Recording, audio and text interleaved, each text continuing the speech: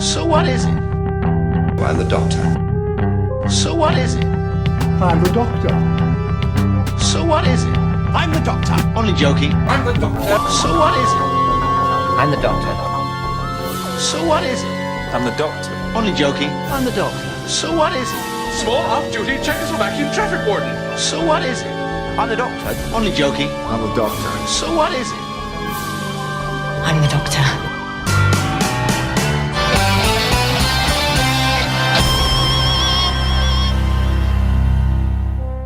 All right, dudes, it's time for another episode of It's Time to Rewind. I'm known as Bubbawheat, not the Bubbawheat, not first name Bubba, last name Wheat, just Bubbawheat.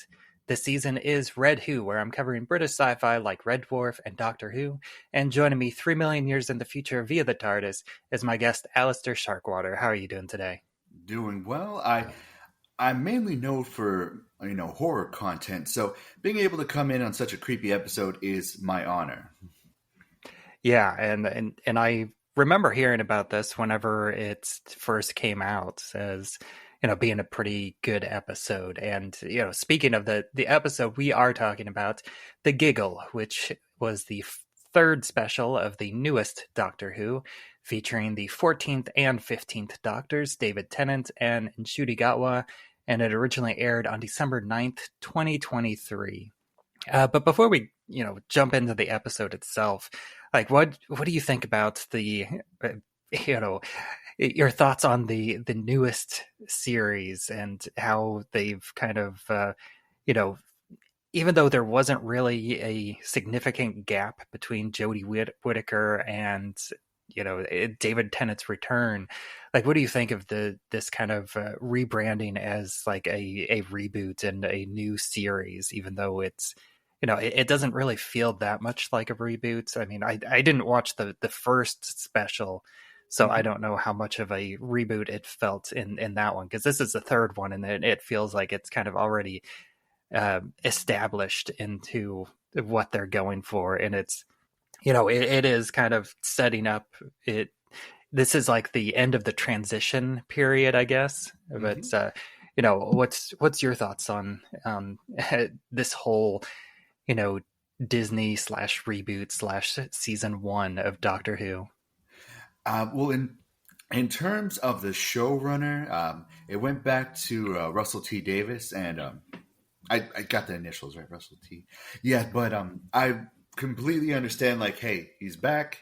He wants to hang out with his old friends again, so of course he's bringing back one of my favorite doctors and favorite companions, 10 and Donna. Well, he's 14 technically now. But it was just so, I was so happy to see them get together again. The first, actually, they did have 2 episodes before. They had a Children in Need special where 14 was test driving the TARDIS, and he ended up going back to the creation of the Daleks. I won't go into detail, but it's a few minutes. It's hilarious. I recommend you track that down. But yeah, I haven't watched too many of, like, the, there's a ton. It feels like there's a lot of kind of additional Doctor Who content and, various mini-sodes. Like, I've only caught a handful so far. Like, I know for, like, around the Big Bang, there was a bunch with Amy and Rory around that time. And I watched a few of them. Like, I watched there was one that was like kind of a montage of Amy and Rory just, doing the household stuff while the Doctor is off, doing Doctor things. And I also caught the space and time kind of 2-part, because that was like a time loop, and I covered that in my episode alongside the Big Bang. And then, of course, I watched the Night of the Doctor, the kind of short with the return of was it Paul McGann, the eighth, the eighth Doctor. He was so good in that. It felt like almost a robbery. We haven't had him around longer. Yeah, I mean, he's technically the longest running Doctor if you count the audio, the Big Finish audio dramas. Of course I do. Which I haven't listened to any. I did consider, covering one or two of those, but I think accessibility on my part is, they're a little bit cost prohibitive, and the free options are much more limited, and at least where I'm at. But I know that there's a bunch of other kind of shorts, but those are really the only short mini episodes that I've seen. The David Tennant also had two animated ones. They had the same type of CGI animation. It's my wish all the Doctors get episodes like those. I'd be happy if those just come out throughout the year. Yeah, actually, I'm pretty sure that's the one. My wife actually got me that on Blu-ray for Christmas. It's that David Tennant one, and I believe that there's a classic animated one on there as well.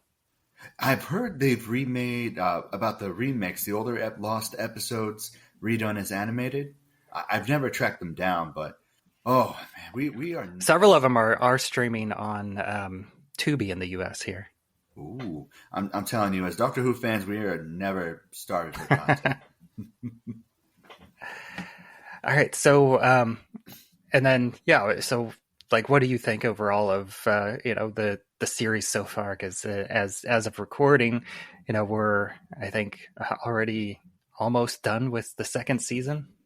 We still got a good run of episodes until the finale. His previous, I won't go into too much detail. All I can say is that Russell T Davies, he did take a note from Stephen Moffat's run, as far as with Matt Smith, the silence being there at the beginning and the end. This one, they kind of have an overarching villains, as far as these are the more supernatural types of he's fighting the gods now. Maybe, and a handful of them he has actually faced before in older episodes. Yeah, I know in this episode he talks about Ragnarok. Ragnarok, I don't I believe the Ragnarok happened in the comics, but I don't think it happened in the live action.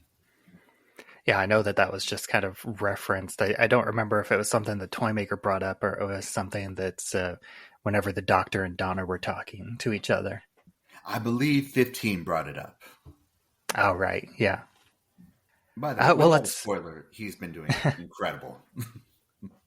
Yeah, I've heard mostly good things. I'm in kind of a couple different Doctor Who social groups that, and I've kind of, I haven't dug too deep into the conversations, the new episodes as they come out, but it's mostly been positive, and I think everybody I see thinks Ncuti Gatwa is fantastic, and then the episodes, it depends on the people. Some of them think that they're great, some of them think they're hit and miss, and then a few people think that they're not so great. For listeners out there, I did enjoy Space Babies. I do not care. That was a controversial episode for some people, but it was fun. Yeah, well, so let's go ahead and get into the Giggle. And, the one kind of question, which, it's a spoiler for me, because this is my only episode of the new Who, however you want to call it, that I've seen. But I am kind of curious of, because I see that Donna's back, and, I think she was one of my favorites as well. I really like the relationship with her and the Doctor, especially after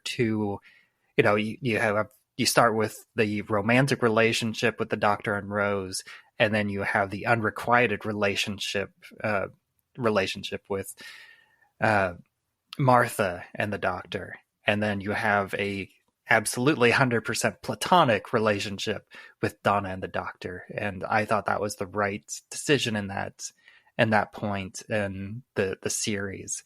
And I think that was something that really helped me grow to enjoy Donna as a companion. Absolutely. Also, the fact that she's willing to grab, ventriloquist dummies, just mess them up, kick down wooden doors when the screwdriver won't work. I love her for so many reasons. Yeah, she's very competent, and this also, mentions something that I hadn't really thought about, but then as soon as they kind of said it, it's like, wow, the Doctor really does have a thing for redheads, doesn't he? Yeah, there's Amy, Mel, Donna, and trying to process. or I guess, maybe not so much, but still, in terms of how rare red is in as an actual hair color compared to the number of doctors, I think it's, maybe he's pretty even in terms of hair color, but red being a relatively rare hair color, then it just kind of feels like it's more present whenever there's three of them. There's a decidedly lack of robot dogs, for my opinion. My opinion. And then we have, I was disappointed because I did want to go back and watch the Celestial Toymaker, but that one is not currently available for free on Tubi, which I was kind of lamenting the different streaming services here in the US and how different ones have their Doctor Who content, because it is kind of spread out. Because, Tubi has the vast majority of classic Who, but they are missing a lot of episodes, including very notably Unearthly Child, the very first Doctor Who. And also they're missing the Celestial Toymaker, and among, I don't know how many others, because I'm not, super well versed in the episodes, but I know those are kind of two big ones, and both of those are missing from Tubi. But Tubi doesn't have a gap. It doesn't show, if you're watching them on Tubi, you wouldn't notice, you wouldn't know that you're missing out on episodes. You'd have to research, what was it, Wikipedia for that. And I remember before Tubi, I wish I had Tubi back when I first started, because I would try to track down clearance DVDs at Target to try to get the older stories. I'd rent what I could, check the clearance aisle, see what was on YouTube. YouTube actually had a few episodes, but I caught a lot of 4, some of 5. And my first one was the Second Doctor. The first one I saw, I thought it was a Toymaker, but I was mistaken. He had gone to a different realm and had to play games to get out. So I was like, that's a Toymaker, right? No, I was off. It was the first Doctor who fought him. Yeah, and I just realized, I'm kind of late into my season, and I've and I've talked to you before on my other podcast, but I just kind of realized that this is your first time here on this podcast, and I completely skipped over your overall history with Doctor Who. Oh, I've given my history with horror movies, but never Doctor Who. All right, I started watching. I binged the first 3 seasons of New Who, and then right the week I finished season 3. Season 4 was starting that week, so I had to endure all of those cliffhangers, including Tennant regenerating with no preview. I had to endure the week-long wait for that one. And then afterwards, I was hooked. I couldn't get enough. So that's when I started going back to the older episodes. So, you said that you thought that you started with the Toymaker, but did you, were you able to go back and, revisit the classic Toymaker serial at all? I was only able to catch a few clips that they had on YouTube, because, as you said, Tubi didn't have the old school one. But yesterday I did rewatch the Giggle just to sharpen my mind, so to speak. Yeah, and I do think that it is, I did find it on, whenever I searched on Roku, I think it's, I don't remember now if it was on Prime, or no, it's on Apple TV, but you have to pay for the episode. So it's I'm cheap. So if it's not free, then I'll skip it. Same. I fully intend on getting Apple TV again because Peter Capaldi has a detective show on there, and I'm a fan enough to want to make that plunge. Yeah, frequent guest this season, Lackey. He's someone that's he is much more inclined to watch something if it's connected to Doctor Who in via some actor, and doubly so if it involves one of the Doctors.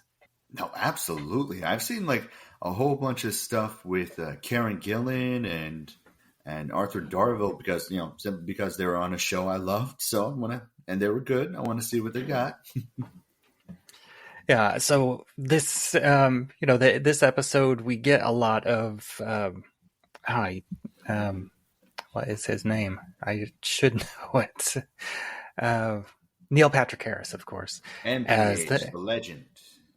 Yeah, as the toy maker, and I am a big fan of a lot of the things that he's done. I grew up watching Doogie Howser. I love Dr. Horrible. I have skipped over How I Met Your Mother, but I've seen a few clips and of that show, and he seems fun as Barney. But I think that he's great.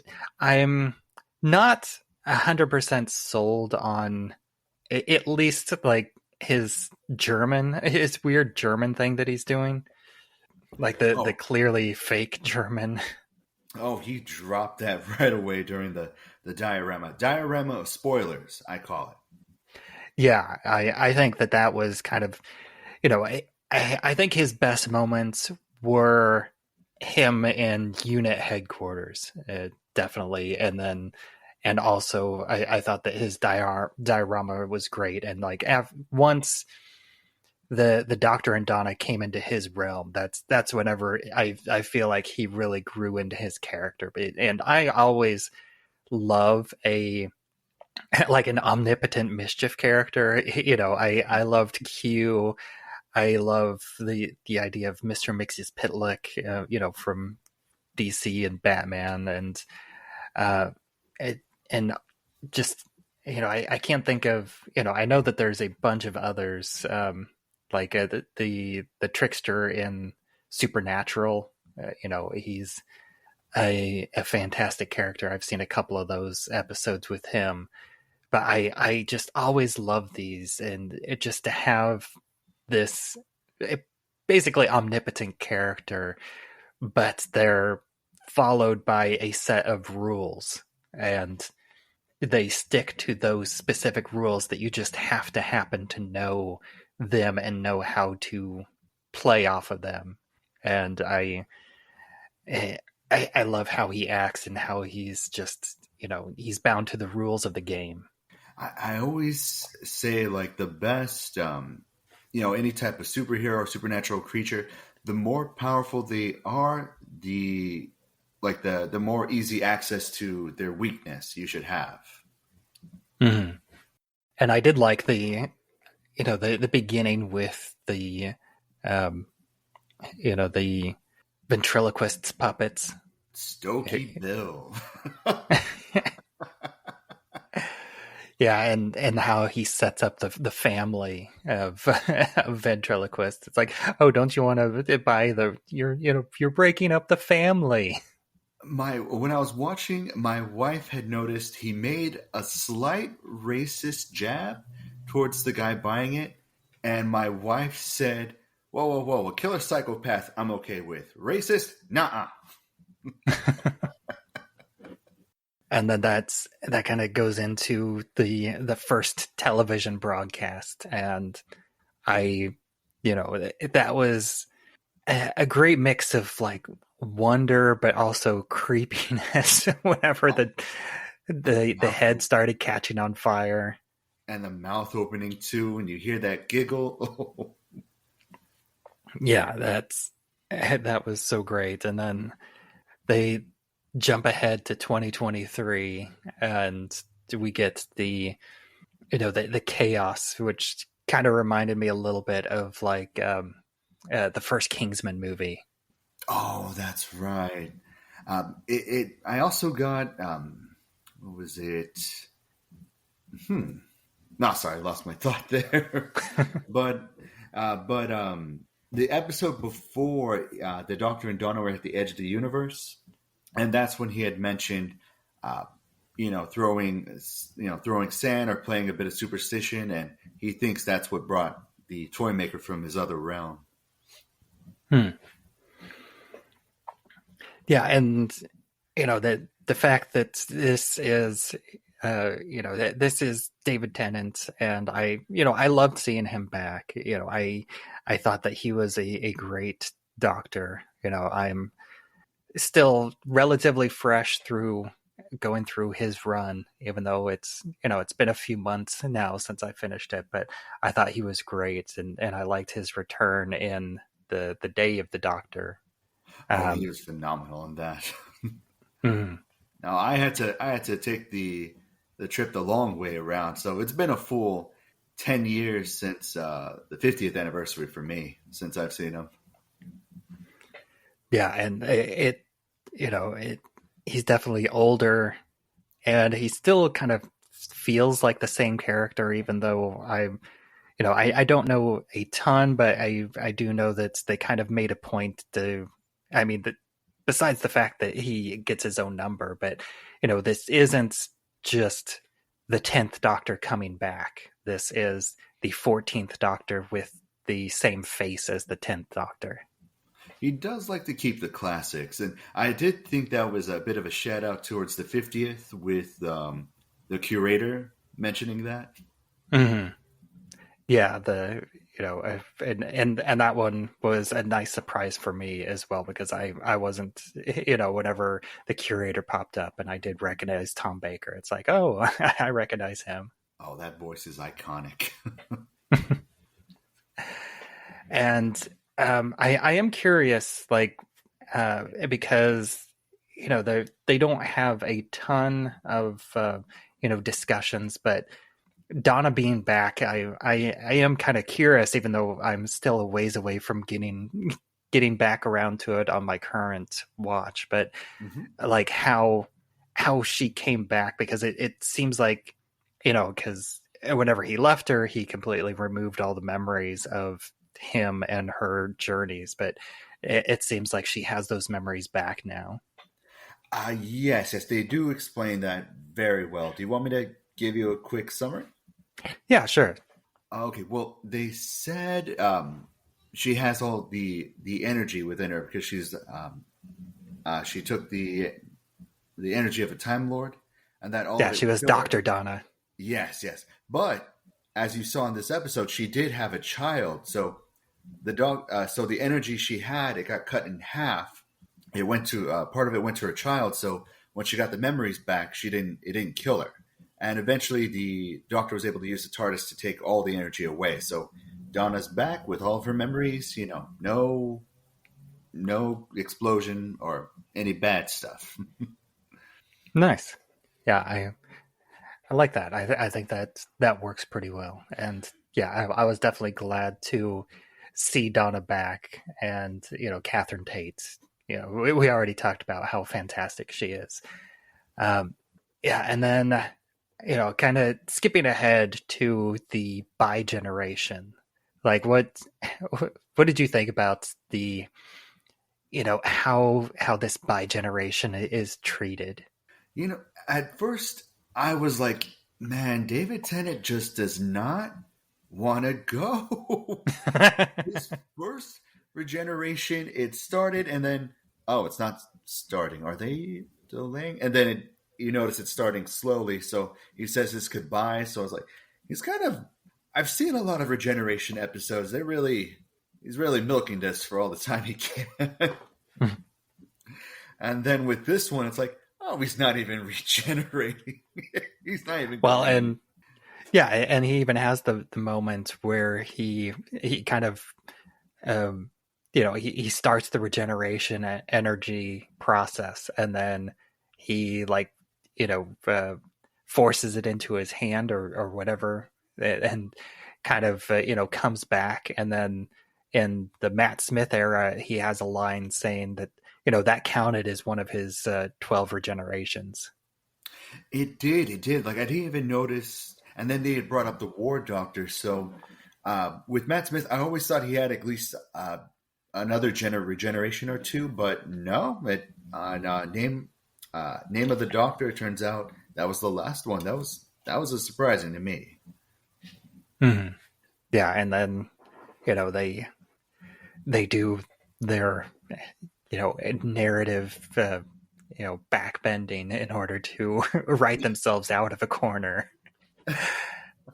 to give themselves I kind of I almost think that they should have just kept that one how it was, and they with the whole kind of reset, that it kind of reset him back to 1. So he got another 12 regenerations at that point. They don't explain it, and I don't think they need to, because they should explain only as much as they have to. And we're not even going to go into the timeless child thing, because that is a whole bag of worms that I'm not against trying out new ideas, but you got to go somewhere with it. And it seems like they're trying to forget it at this point.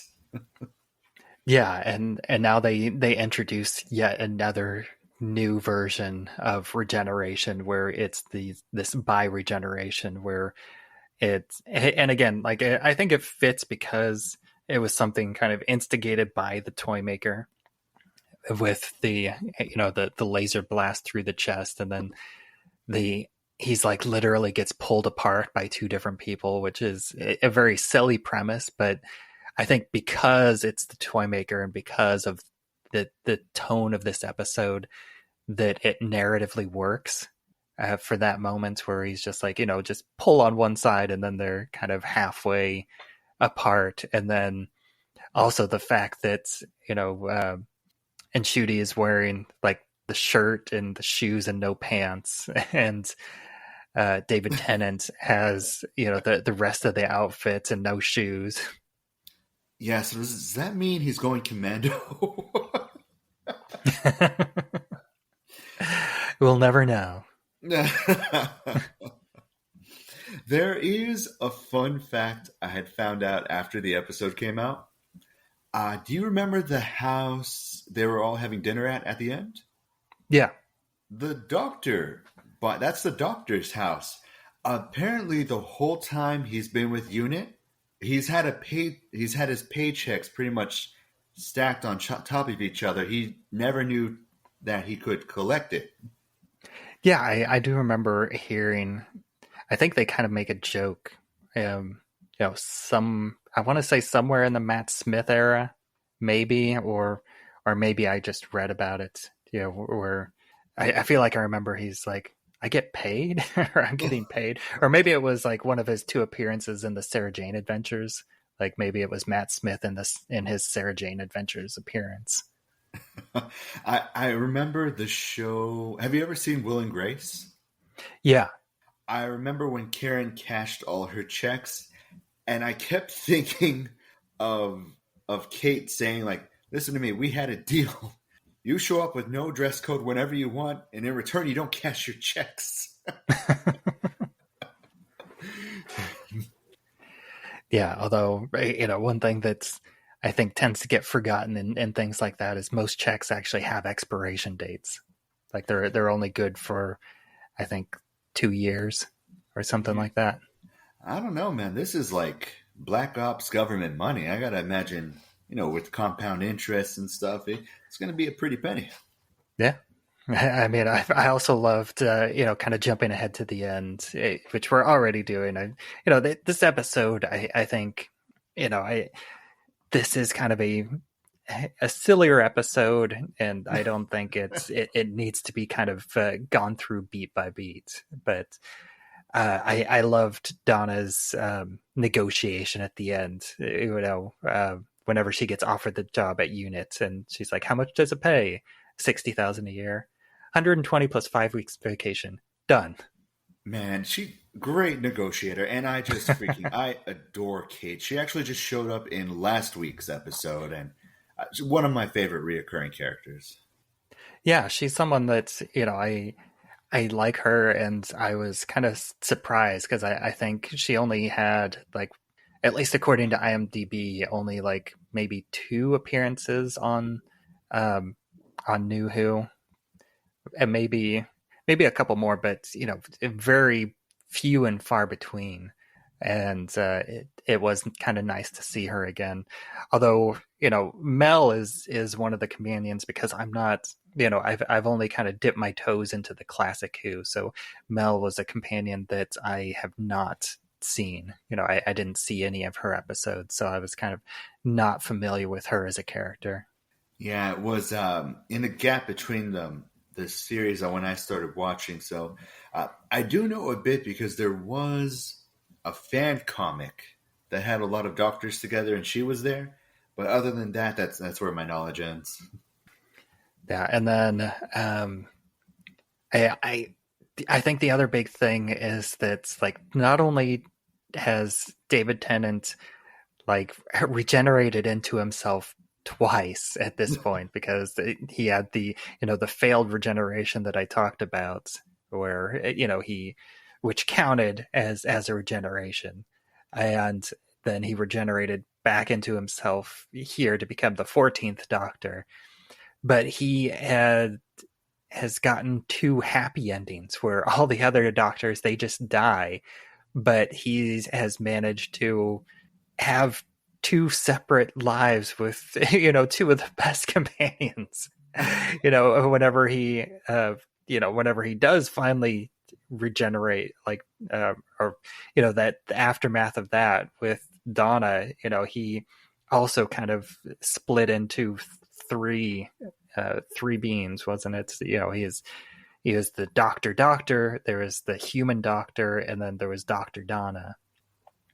And the human Doctor got his happy ending to go live with Rose in the alternate dimension, and live his life with Rose. And then now the 14th Doctor gets to live his life as a Time Lord with a TARDIS that he can go take out for fun. But the implication is that, for the most part, he's living kind of a day-to-day life, and kind of as a human, more or less, even though he's still a Time Lord, like a fully fledged Time Lord, potentially with regeneration energy in there. Oh yeah, I gotta tell you, after all the sadness of how season 4 ended with Donna's memory gone, and he traveled alone pretty much until he regenerated to Matt Smith. Yeah, I think it was I think it's funny because he got his happy ending with Rose and he got his happy ending with Donna. And I think that, again, like I was talking about how I loved that he has a platonic relationship with Donna. And I think that that's still, matched, because Donna has her family and he's the fun uncle. Of course, who happens to take his niece out to Mars from time to time. Yes. And hopefully it doesn't end as badly as not that long ago, whenever he took Clara's the 2 kids that she was nannying for to the moon, and then that ended up being the broken down amusement park that got invaded by Cybermen. Oh, that was such a good episode. I remember it had a different title until they switched it to Nightmare in Silver, which it works so much better than the original title they had. Yeah.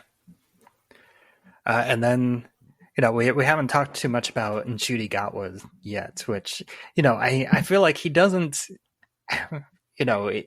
he doesn't get a lot of time. I was kind of surprised at how late in the episode that he showed up, that he's really just kind of there for the ending. And he is just like, he's almost like a fanboy doctor. It kind of felt like to me. He is a ball of energy. Like, compared with some doctors, it takes him a while to get comfortable. I know Matt Smith, it took him his whole first season until like the role felt like he made it his. But Ncuti, came out shooting out of a cannon with that attitude, that energy, and he keeps it the whole show. Yeah, I'm looking forward to getting to him naturally as as I hope to continue my my watch through with Doctor Who, even though this is this is truly my final Doctor Who episode here. I know. I just recorded it not all that long ago, and I just kind of re-listened to it to edit it. That in my last episode, I talked. I thought that was going to be my last episode, and then I was like, oh hey, there is this episode that has the 14th and 15th Doctor together, so I can kind of knock them both out in just one episode to give them kind of both at least a little bit of a fair shake, even though there's not, like I just said, there's not much of Ncuti Gatwa here, but yeah, he does make an impact, and I think that he's fun, and I'm looking forward to getting to him. I also think it's interesting because jumping back to my current watch, like I'm just 3 episodes into Peter Capaldi, and I've heard a lot that he kind of grows, and it takes him a while to grow into his character, but I'm actually really enjoying him as the Doctor right off the bat. Like he kind of sold me like almost immediately. Oh, he is a grouchy old man, but you fall in love with that man. And let me think. Have you seen? I know you saw Heaven Sent, but have you seen the episode Listen? No, I don't believe so. Whenever I watched Heaven Sent, I only I watched the episode before and after that one. So, and those had been the only 3 episodes of Peter Capaldi that I watched, and then now I've seen his first 3, which the most recent one was the Robin Hood episode. Oh, that was a joy. Listen should be coming up soon, but definitely let me know your thoughts about that, because that's a spooky one. Yeah, absolutely. And then, I think this pretty much wraps it up. I kind of already talked about I loved his just chaos energy, and I did also love the Toymaker dimension, with whenever the Doctor and Donna got in that kind of endless, almost Scooby-Doo-esque hallway. Although it's kind of funny because it's the way it sets the way they set it up. It almost feels like whenever they get frustrated and the Doctor starts, kind of rushing to open different doors. It's like I felt like they were almost trying to set up like a Scooby-Doo-esque situation where they just start running through doors and going back and forth, but instead they cut that off, and that's just a way for them to separate the Doctor and Donna. Oh, this show has zero qualms. Like the Love and Monsters episode had a Scooby-Doo moment where they were all going through different doors, him and Rose. Yeah, it's been a while since I've seen that one, so I'm not pulling that one up as clearly in my head. But but I do think that's kind of all I have to say about this one. Do you have anything that you want to say about the Giggle or about Doctor Who? I always love a spooky episode. Like I've actually indoctrinated my friends by showing them. I showed them Blink, Silence in the Library, Force of the Dead, to the point where I actually had a friend say, "Is this like how the whole show is?" And I was like, "These are just the scary ones, but oh, that would be incredible if it was." Yeah, and I just looked it up, and Listen is my next episode that I'll be watching. You definitely shoot me a message after you watch it. But this has been a lot of fun, and next episode, for the listeners, is definitely going to be my interview with Robert Maloney, who was in the kind of Doctor Who spin-off K9 that was kind of a kid show in Australia that also aired in the US. But that, it's not the best show. I think it gets better. But it was a lot of fun, and unfortunately the best episodes are in the back half, so you do kind of have to struggle through the show finding its footing before getting to the better episodes towards the end. But it was a good conversation with him. He played the kind of the main adult character in that show, so make sure to tune in next week for that. And then I still have a couple more British sci-fi shows that I'm covering. I've got an episode on the Sarah Jane Adventures. They did a time loop episode that again was me coming back to David Tennant once again. It was his episode in that series. And I've got a couple episodes of Sapphire and Steel coming up. Those were fun episodes to discuss, and that is a really weird show. And then my last episode this season is going to be talking about the Lazarus Project, which was a very time loopy show that ran for a couple episodes. Ran for a couple seasons. Mm-hmm. So that should be fun. And thank you for joining me. And, why don't you take a moment and let people know where else they can find you online? You can find me on Threads at Aleister Sharkwater 2752. Also on Instagram as well, but Threads will be your best bet to reach me at. And as always, I am Bubbawheat, and you can find me at Bubbawheat on pretty much all the social medias out there. I am most active on Threads, so if you want to know, what I'm up to recently, that's the best place to follow me. But if you shoot me a message on any other one that you find me, I will most likely respond to you, because I still have the vast majority of them installed on my phone. I think I did kind of delete Hive, was one of the tiny ones that popped up for a little while in that kind of dark ages, before Threads came out and after people were exodusing from Twitter. But most of the other ones I still, I do still have Twitter on my phone, but I don't actually use it unless I get those notifications, like I said. And we also have a Facebook group. It's Time to Rewind, a time loop group, and you can join that and discuss episodes as they come out, or have any discussions about time loops in movies, TV, books, video games. It's all welcome there. And until next time, smoke me a kipper, and I'll regenerate before breakfast next week.